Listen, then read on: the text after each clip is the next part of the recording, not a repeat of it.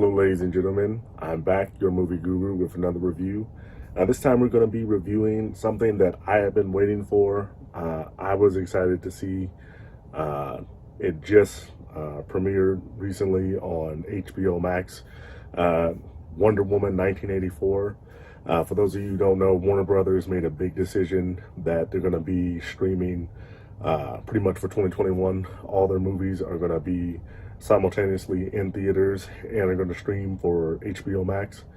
That's probably going to have pretty big ramifications on the movie industry as a whole. But for you right now, that means if you had HBO Max, you got to see, or the ability to see, Wonder Woman on Christmas Day. And I really wanted to love this movie. I'm just going to say that right now. It's got a 61% score on Rotten Tomatoes by the critics with an average 6 out of 10, and then a 74% score by the audience with an average of 4 out of 5 stars.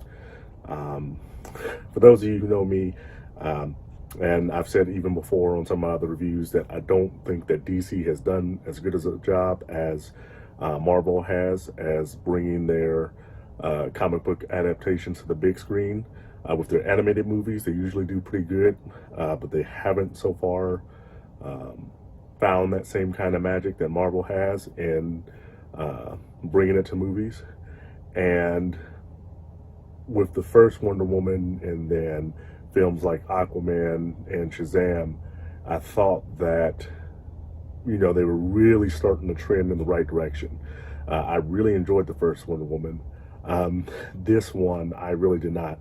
So my review score right up the bat is a 6 out of 10. And to tell you why, the biggest thing, and you guys are going to get sick of hearing me saying this, but it always rings true. For a film, in general, a great protagonist needs a great antagonist.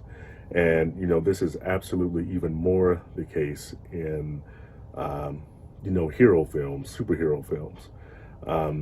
If you've got this great, compelling hero and then the villains don't match up to that, it kind of makes for this really weak affair where you're not really engaged in the film because, you don't feel that danger for the hero. You don't feel engaged between the dynamic between these two characters, or, in the case of several villains, and just the dynamic of the whole plot, because it feels kind of flat, if that villain doesn't match the hero. It's like the film has to be a type of a dance. And if one dance partner isn't measuring up, if you've got a great hero, or if you've got, a really great villain, sometimes they can kind of carry the other, but, it's really hard to do. So right off the bat, I thought that the villains were pretty flat, not all that interesting. I didn't think that for what Wonder Woman is and her character, I don't think that the villains that they chose in this film matched that at all. And then there's the issue, to me, big issue with the plot.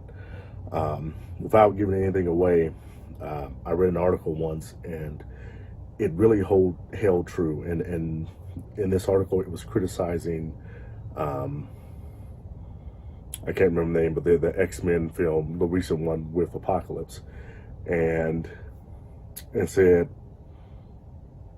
once you have a film where the stakes are everything, it kind of ruins it, because you as a viewer know that the ending that they're painting could happen if the villain wins.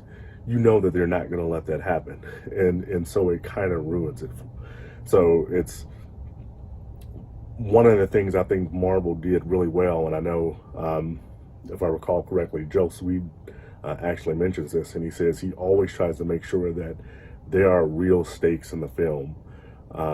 So if a hero's in a bind, or if a character's in trouble, you as a viewer, you are genuinely worried, because that, they could really get hurt, or hey, they're willing to let characters die, or, this relationship might end, whatever it is the stakes may be, if they really, if they're realistic and there's something that can happen. But once you have a film that, oh, if the villain wins, everyone is going to be subject to slavery and, all going to have to worship the villain on their new throne, and humanity will be enslaved for the next 1,000 years. Like, that's not going to happen. Sometimes that can work, famously in the 1960s Batman series, it always ended on a cliffhanger. How will Batman get out of this? And, in that type of series, the fun was not in that you thought Batman was actually going to die, that, oh, Batman and Robin are not going to get out of this. It's more so it was entertaining to see, how they got out of it. Usually something from his utility belt that he's going to have. But once you have that, like I say, once you have a film and the stakes are everything, then the stakes are simultaneously nothing, because that's not going to happen, especially even more so in the realm of a prequel, right? So, this is a universe. So we've already seen Wonder Woman in Justice League, films after this is supposed to take place. So to have those type of stakes in this film, it's things that we already know. Okay, well, I've seen after that, so I know that's not going to happen. So that really those are the two big things that made it really kind of fall flat for me. There's a few other things that I say you can get kind of nitpicky about, as far as I thought this one was a little bit more cartoonish. It's kind of hard to complain about cartoonish when you're dealing with a superhero film. And like I say, I understand that, not everything has to be like Christopher Nolan's Batman and realms of seriousness. But even with the first Wonder Woman, like I said, I think it found a good blend between, hey, we've got characters like the old gods as far as Zeus and Ares. But, it's not going to get to a realm of ridiculousness that, comic book films can easily fall into.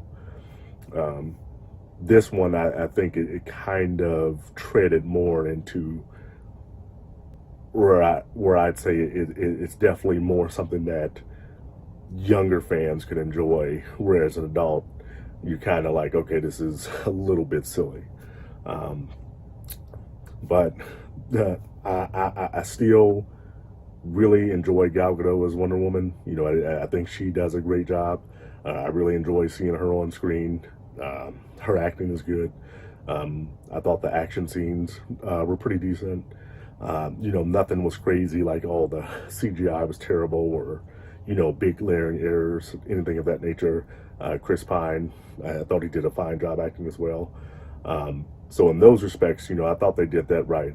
But for the next film, I really hope that, they clean up on the areas of definitely have more engaging villains and definitely have stakes to where I feel that I can be invested as a viewer.